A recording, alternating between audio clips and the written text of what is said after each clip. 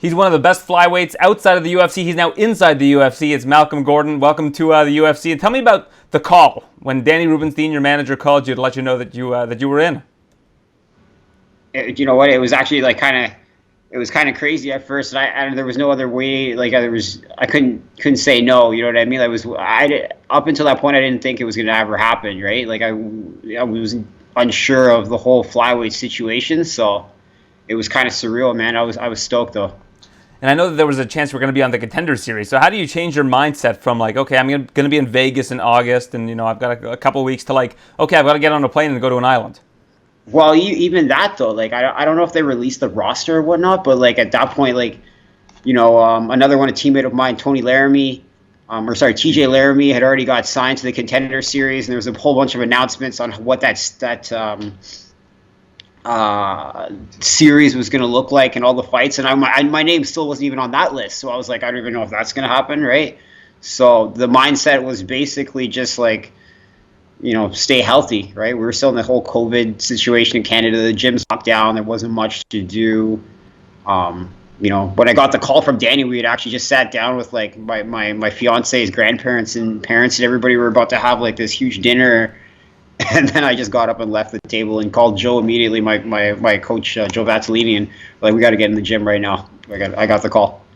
Yeah, so if you don't know, Joe is my podcast co-host, and he's Malcolm's coach. So I don't want to show a lot of bias here. I'm trying not to. I'm actually interviewing Amir later today to make sure that everything is all copacetic. But what do you know about Amir? I mean, this is a new opponent for you. You're supposed to fight a different opponent, the M1 Global flyweight champion. Something happened with him, and Amir Albazi steps in, someone who you might have ended up having to face in Brave when you had signed with them.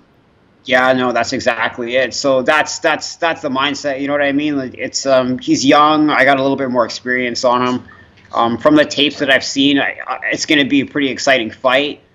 But we're here now.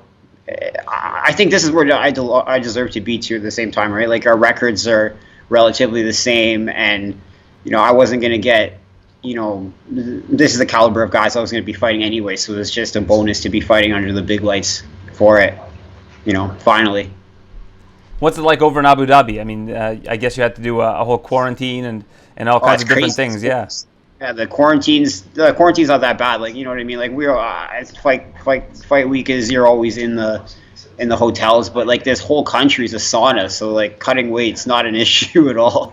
You know what I mean? We did a workout last night. We were in the hotel room, and then I'm sweating like crazy. We go outside. You're thinking you're gonna catch a breath of fresh air. You're sweating. It's still like 40 degrees outside. It's like the weight cut's not gonna be an issue. So it's pretty nice actually. It's really nice. Yeah, and I guess you would have been in the dry heat of Las Vegas, but this is like the humidity. So no, I mean, the sweat just must be peeling off of you. Yeah, it's nuts. It's nuts. But the UFC's taking really good care of us. They got their meals set up for us, and all the appointments are really reasonable and whatnot for time wise. And we're trying to stay on that schedule of like back home, because I know we're going to be fighting at 3:00 in the morning our time here. So. Well, I know you say that it's like a regular fight week. You're in the hotel, but I'm guessing that the hotels supplied in Abu Dhabi is a little bit different than the ones that TKO supplied. A little bit. A little bit, yeah, you could say that. In terms of TKO, what was that experience like for you in that promotion? There was a lot of great regional talent, and you ended up becoming the flyweight champion. Yeah, no, you know what? To be completely honest, like it's been. I know some guys have like that huge culture shock of going from like smaller shows to like the big promotion, and they're kind of like whichever. But I think being a part of TKO, and obviously being the champion, and whatnot, and the treatment that you would get via that. Kind of got me like acclimated to like the whole UFC situation, because I don't really feel like much has changed. You know what I mean? Like I kind of know what to expect, and there's not much, and they're on national television too, so you'll be used to the whole production things, and everything's gone pretty smoothly, transitionally wise. I see you're wearing the New England Cartel shirt. Calvin Kattar actually came and trained with you guys for some time at Bazooka MMA. What did you think of the fight last night, the main event? You know what? I knew that I was going to have a long day, so I had to rewatch it this morning. But like, yeah, I know Calvin's sick, man. Like he's incredible. he's out of control. He's definitely the next best thing. You know what I mean? And he's gonna be very hard to deal with. He's just so long, right? He's got those long punches and whatnot, and that super long right hand, and just like very durable. It's gonna be hard to deal with that guy in the future, man. Those guys have to look out. Yeah, that division is pretty crazy because you could take anybody in that top 15, put them against Volkanovski, and you've got a very competitive fight. Yeah, that's exactly it. We were looking at the numbers last night, and it was like that whole division is completely stacked. It's ridiculous, right? I feel like that's kind of how the flyweight division is, though. I mean, I'm not sure who's going to emerge from Joe Benavidez and Davison Figueredo, but I think that anybody in the top 15, somewhere where you could find yourself after this weekend, could hang with those guys.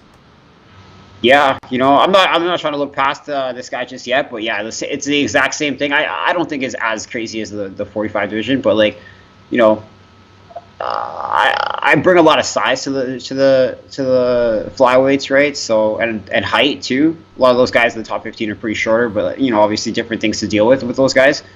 But yeah, we'll see. It's super exciting. You know what I mean? Because like that's just it. There is a lot of talent, and certain matchups stylistically are going to be like extremely fun fights to watch. So yeah. And it's kind of cool because you've got the flyweight championship being contested. We don't know who the champion is right now. It's a vacant title. You're going to get to watch firsthand. I think it's going to be as 100%. That guy's he's a veteran. He's been fighting for so long, and I have a hard time seeing him getting taken out by this next opponent. You know what I mean? Like, I think Benavidez has got his hands down. So do you think in the last fight it was just that headbutt basically just changed the course of the fight? That's exactly it. Like it was in the first round or something like that. He took that kind of headbutt. It was in the second, yeah. I mean, Benavidez won that first round. I think that's what a lot of people are forgetting because the odds on this fight, I think Figueredo's like a -200 or -250 favorite. But if you look at that first fight, Benavidez won the first round. The second round was a close round until that headbutt happened, and then the fight ended. I mean, then Figueredo was able to take advantage. Yeah, no, Benavidez is something like I've been watching him for a long time. We actually trained with him well back when I just started my MMA career, amateur career. So like years ago, and he would come down and train with us, and he was just a monster. But his pressure is going to be like the hardest thing to deal with, right? And hand speed, right? Like it's gonna be a tough fight for him. Also, one of the nicest guys on the planet. I love Joe B. No, that's the thing too. You meet him, and he's just the absolutely nicest guy on the planet. So yeah, it's great. And there's also the Pantoja fight on that card. What do you think of Pantoja, and what do you think of his opponent? You know what? I don't know nothing about either of them. I was like a casual MMA, casual you know what I mean, like. I only really pay attention to the guys that I have to fight, so that's about it. So you don't watch a whole lot of like UFC events? Absolutely not, So what's a Saturday night look like for Malcolm Gordon? Saturday night looks like we're just hanging out, family time, relaxing. If the fights are on, the fights are on. I'll watch like the big names and whatnot, or like some of the flyweights that were like going to be potentially on the radar, or see like what was going on, but like I come from like the jiu-jitsu background. We're watching like ADCC and Abu Dhabi's and stuff like that. You know what I mean? Like, just to figure out the new what's recently trending and whatnot, and seeing what's going on. So if I ask you who the women's flyweight champion in the UFC is right now, would you know the answer? Absolutely not. Come on, you don't know who the women's flyweight champion is? Shevchenko? Yeah, Shevchenko. Okay. All right. There you go. Did Joe feed that? Did Joe feed that to you? I hear Joe's voice next to you. Absolutely fed that to me. Like I could probably name like is John Jones is still a champ? Yeah, John Jones is still a champ. Okay, so I know John Jones. I know. Heavyweight. Who's the heavyweight? I don't even know. Stipe. I'm telling you, man, it's a real thing. We gotta get like some fan. We gotta get like some fan on to do like UFC trivia with you. I feel like I'm gonna get roasted for this soon, and I'll be like, "Holy shit, this guy's in the UFC and he doesn't even know anything about it." But like, whatever. Malcolm cares about Malcolm. Hey, if you're focused on yourself, you're focused on your opponent. Don't worry about any of that other outside noise. You're probably going forward rather than backwards. Yeah, exactly. That's exactly it. It's not essential right now. You know what I mean? But now that I'm here, I'll probably pay a little bit more attention to it. I like it. It's easier to focus on like 5 people than 600. Yeah, exactly. Or just one, but yeah. All right, Malcolm. Well, I appreciate your time. Best of luck on your debut this Saturday, and I really appreciate it. Hopefully, once things get a little bit back to normal, you can join Joe and I in studio. The studio is right near Bazooka, and it would be fun to catch up. Absolutely. Thank you.